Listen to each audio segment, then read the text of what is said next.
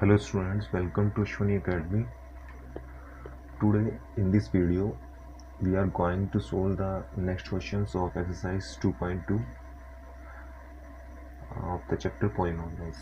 ठीक है, तो इस आज की इस वीडियो में हम बहुपद चैप्टर की एक्सरसाइज 2.2 के जो रिमेनिंग क्वेश्चंस हैं उनको हम सोल्व करेंगे. ठीक है. ओके, तो क्वेश्चन नंबर 2 में देखिए हमें find a quadratic polynomials each with the given numbers as the sum and the product of its zero respectively. तो देखिए क्वेश्चन नंबर 2 में हमें क्वाड्रेटिक पॉलिनोमियल्स को फाइंड करना है. उस क्वाड्रेटिक पॉलिनोमियल के हमें ज़ीरोज़ के सम और प्रोडक्ट गिवन है. ठीक है, इनके बेसिस पर हमें क्वाड्रेटिक पॉलिनोमियल्स को फाइंड करना है. ठीक है, तो सबसे पहले देखिए जो क्वाड्रेटिक पॉलिनोमियल्स होती हैं, क्वाड्रेटिक पॉलिनोमियल्स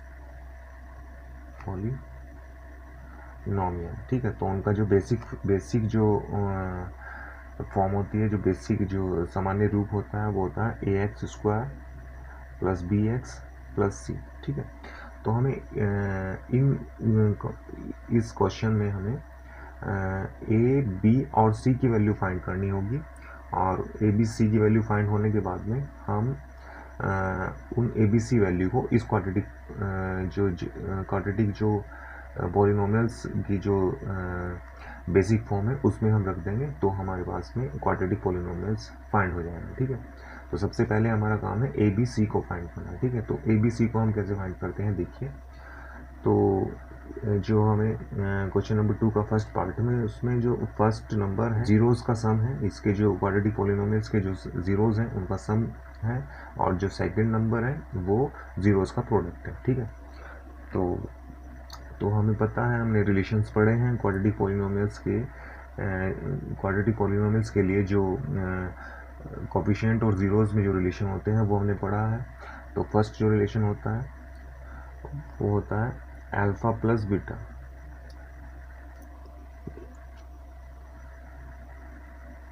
ठीक है, तो अल्फ़ा प्लस बीटा जो रिलेशन होता है वो होता है माइनस बी अपॉन ए. ठीक है, और प्रोडक्ट के केस में जो दूसरा होता है वो होता है alpha into beta is equal to C upon A. ठीक है, तो यहाँ पर देखिए जो 1/4 है वो हमें अल्फ़ा प्लस बीटा की ही वैल्यू दी है, तो यानी कि अल्फ़ा प्लस बीटा की वैल्यू जो 1/4 है वो माइनस बी अपॉन ए के भी इक्वल होगी, और जो अल्फ़ा इंटू बीटा दिया हुआ है वो -1 दिया हुआ है. ठीक है, तो यहाँ पर देखिए हमें क्या करना होगा, ए बी सी की वैल्यू फाइंड करने के लिए हमें केवल एक ही काम यहाँ पर करना होता है कि जो दोनों रिलेशंस हैं, ठीक है, अल्फ़ा प्लस बीटा और अल्फ़ा डॉट बीटा, इसमें जो क्वाड्रेटिक पॉलिनोमियल्स के जो कोफिशिएंट हैं उनमें जो ए है, ठीक है, कोफिशिएंट ऑफ एक्स स्क्वायर है, केवल उसकी वैल्यू को हम दोनों रिलेशंस में सेम रखते हैं.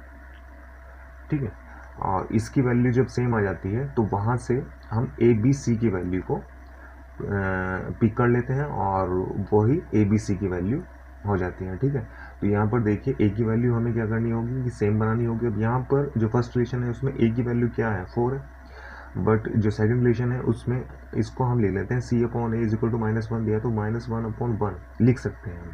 ठीक है, तो यहाँ पर ए की जो वैल्यू है वो देखिए वो 1 है, और यहाँ पर ए की वैल्यू क्या है, 4 है. तो हमें क्या करना होगा, दोनों रिलेशंस में हमें ए की वैल्यू को सेम करना होगा. तो इसलिए हम जो हमारे पास में सेकंड रिलेशन है उसमें 4 से मल्टीप्लाई और 4 से डिवाइड कर देते हैं. ठीक है, तो देखिए इससे कोई फ़र्क नहीं पड़ता है, तो अगर हम कैंसिल कर देते तो 4 से 4 कैंसिल होने के बाद में -1 ही बच जाएगा. ठीक है, तो इस तरीके से जो हमारे पास वैल्यूज़ आती हैं, 4 की जो -1 में होगी मल्टीप्लाई तो -4, और 4 की 1 में होगी तो 4 बन जाएगा. ठीक है, तो अब देखिए रिलेशन जो हमारे पास में दोनों रिलेशन हैं उनमें ए की वैल्यू 4, दोनों तरफ 4 है. ठीक है, तो जब 4 हो जाएगी, वैल्यू सेम हो जाएगी, तो यहाँ से हम जो ए बी सी है उनकी वैल्यू को पिक कर लेंगे. ठीक है, तो देखिए ए की वैल्यू हमारे पास में क्या आ जाती है, ए की वैल्यू यहाँ से आ जाती है 4, और बी की वैल्यू क्या आ जाती है, minus B is equal to दिया हुआ है 1, तो 1 बी की वैल्यू जो आएगी -1, यानी कि -1 आ जाएगी. और इसी तरीके से जो सी की वैल्यू होगी, सी की वैल्यू आ जाएगी -4, ठीक है। तो ये वैल्यूज़ ए बी सी की वैल्यू फाइंड होने के बाद में हम जो क्वाड्रेटिक पॉलिनोमियल्स की जो जनरल फॉर्म है, सुमत सामान्य जो रूप है, उसमें ए बी सी की वैल्यू रख देंगे और वही हमारे पास में क्वाड्रेटिक पॉलिनोमियल्स होगा, ठीक है। तो ए की वैल्यू हम यहाँ रख देते हैं, तो ये 4x² और बी की वैल्यू -1 है, मतलब 1, और फिर x और प्लस सी की वैल्यू जो है -4 है, ठीक है। तो ये क्वाड्रेटिक पॉलिनोमियल्स होगा, ठीक है। तो इसके हम सेकंड पार्ट को अब देखते हैं। ओके, तो सेकंड पार्ट में जो वैल्यूज़ दी हुई है √2 और 1/3, ठीक है। तो यानी कि जो अल्फ़ा प्लस बीटा यानी कि -b/a की वैल्यू जो दी हुई है वो है √2 और अल्फ़ा इंटू बीटा यानी कि c/a की जो वैल्यू है वो 1/3 है। तो हमारा एक ही काम है यहाँ पर, जो दोनों रिलेशन है तो उनमें a की वैल्यू को हमें सेम रखना है। तो जैसे कि यहाँ पर 3 है और यहाँ पर 1 लिख सकते हैं हम इसको, तो यहाँ पर a की वैल्यू 1 है और यहाँ पर a की वैल्यू 3 है, तो हमें दोनों तरफ ही a की वैल्यू को सेम रखना होगा। तो इसलिए हम इसकी यहाँ पर 3 से मल्टीप्लाई और 3 से डिवाइड कर देंगे, ठीक है। तो ये हमारे पास में जो न्यूमिनेटर है उसमें 3√2 वैल्यू बन जाएगी और जो डिनोमिनेटर है उसमें 3 आ जाएगा, ठीक है। तो यहाँ से देखिए b की वैल्यू जो हमारे पास में आई है, जो तो यहाँ से जो b की वैल्यू है -b की वैल्यू जो है वो है 3√2, यानी कि b की वैल्यू जो हो जाएगी वो -3√2 हो जाएगी, ठीक है। और इसी तरीके से जो a की वैल्यू है वो देखिए दोनों ही रिलेशंस में a की वैल्यू 3 है, तो a की वैल्यू 3 आ जाएगी। उसके बाद में जो c की वैल्यू है वो 1 है, ठीक है। तो a b c की वैल्यू हमारे पास में आ चुकी है, तो तब हम जो क्वाड्रेटिक पॉलिनोमियल्स की जो जनरल फॉर्म है उसमें हम रख देंगे जो a² plus b² plus c है, a x² plus bx plus c है। तो a की वैल्यू हम यहाँ रख देते हैं, तो ये 3x² हो जाएगा और b की वैल्यू -3√2x हो जाएगा और c की वैल्यू जो है 1। ये हमारे पास में क्वाड्रेटिक पॉलिनोमियल फाइंड हो जाएगा, ठीक है। उसके बाद में जो थर्ड पार्ट है उसमें जो हमें वैल्यू गिवन है वो है 0 और √5, ठीक है। तो यानी कि अल्फ़ा प्लस बीटा यानी कि -b/a हमें गिवन है 0 और इसको 0/1 भी हम लिख सकते हैं, और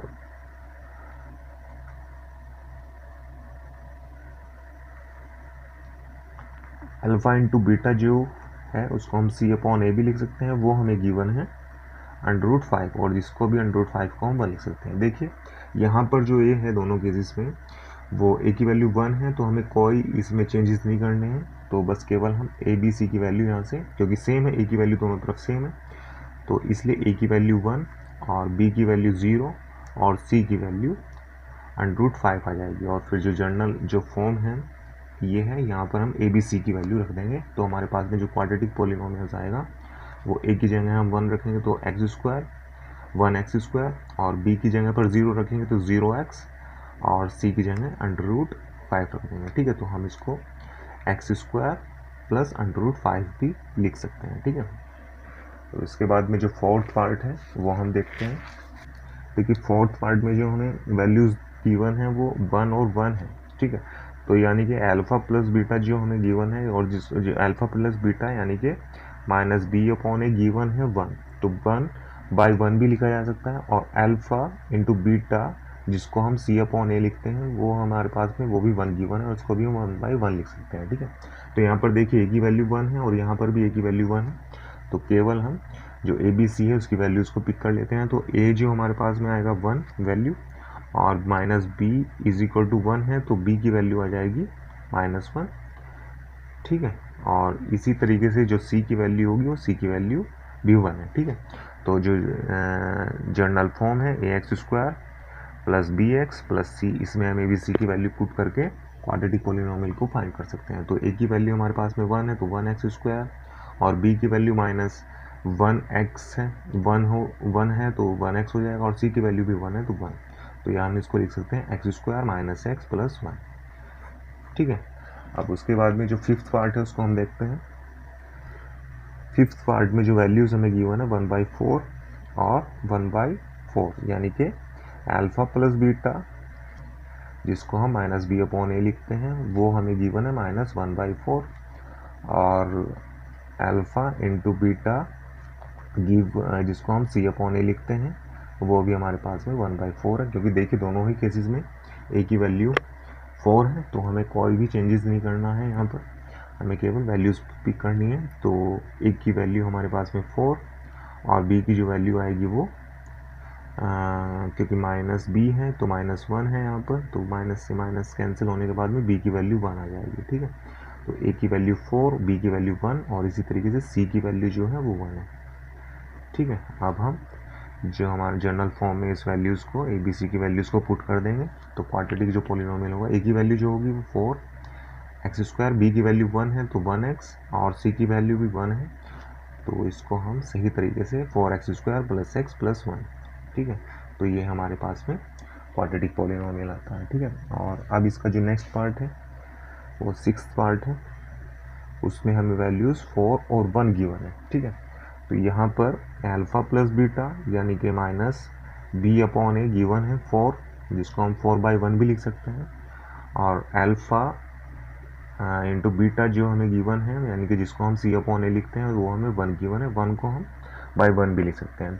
ठीक है, तो देखिए दोनों केसेस में हमें a की वैल्यू 1 1 है, तो कुछ भी हमें चेंजेस नहीं करना है, तो केवल वैल्यू पिक करनी है। तो a की वैल्यू 1 और b की वैल्यू -4 और c की वैल्यू भी 1।